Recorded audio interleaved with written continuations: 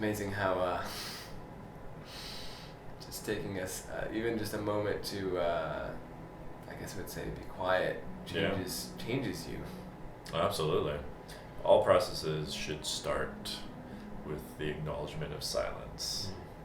Yeah. What is silence to you? So one of my favorite quotes of all time is by Rilke, who's a wonderful German poet / philosopher. And he said, "No matter how deeply I go into myself, my God is dark and like webbing made out of 100 roots that drink in silence." Very good Wow, stuff. that was deep. I was not expecting that. But of course, you shine the light where there was darkness clearly. Wow. So for me, that darkness is that the potential that we all have, that we're all birthed from.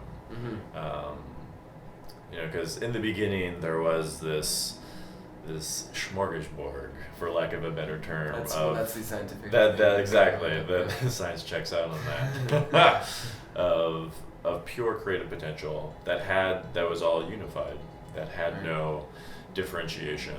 And so where we come into play, where light comes into play, is this manifestation of that pure creative potential, whose origins originates in silence.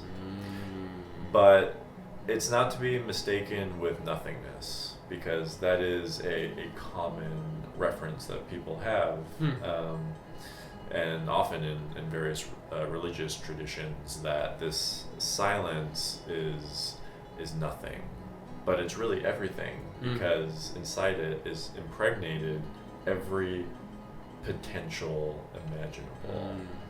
So it's also like all beautiful things, it's a paradox. So it's our essence, our silent epicenter, from which all of our creativity stems from. That is what silence means to me.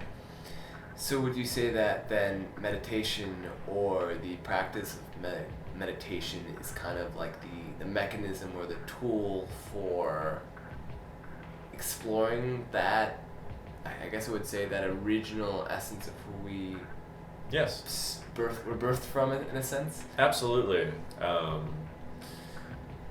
Because that is where we all come from. That is also, it's the origin story to everything. So to be able to sit in silence, and also this is the original definition of faith. Back in the day, it was not this blind belief in something. It was literally defined as the ability to listen in silence. Oh wow. That's crazy. Right, which is, to me, makes so much more sense. So yeah, when we meditate, and for me, mantra meditation is that which resonates most with me. I studied the philosophy and science of sound for my BA and my master's, and the world of sound is just very poignant to me. Cultures throughout the ages have utilized sonic metaphors as a means to create meaning within their lives, because it transcends, or actually a better way to put it is that it's the bridge between our tangible selves and our ineffable selves. Ooh. So that's sexy. It's that beautiful metaphor that allows us to cross that bridge, because our senses are limited to various frequency bandwidths. Right. And so we need other tools to be able to cross that bridge, and the musical sound metaphor is just a wonderful way to do that. So what is your role? And as you were saying that, I almost saw you as this shaman that's kind of helping you cross the bridge between the tangible and the ineffable. What is your role in that, or how do you do that? Totally. Well, I mean, that's I mean, the one thing that I like to yes. Yes. The answer. We're good. The answer is yes. Set. So this actually goes into the arena of improv, in connection with meditation. So what I like to do is I like to help people connect with themselves as well as connect with the outside world. Because if you have one or the other, it's this incomplete system. So how I like to articulate it is to be able to balance internal and external skill sets. Okay. And usually when we come into this world, we lean towards one or the other. And we label ourselves in so many ways. I'm an introvert, I'm an extrovert. But really, all those labels can be very limiting. Particularly when we convince ourselves that we are that particular type. Because really we need both. Right. Like we need to be able to tap into ourselves. We need to be able to tap into that silence, which meditation is a perfect method for doing so. And then you also need to use that connection with yourself to be able to connect with the outside world.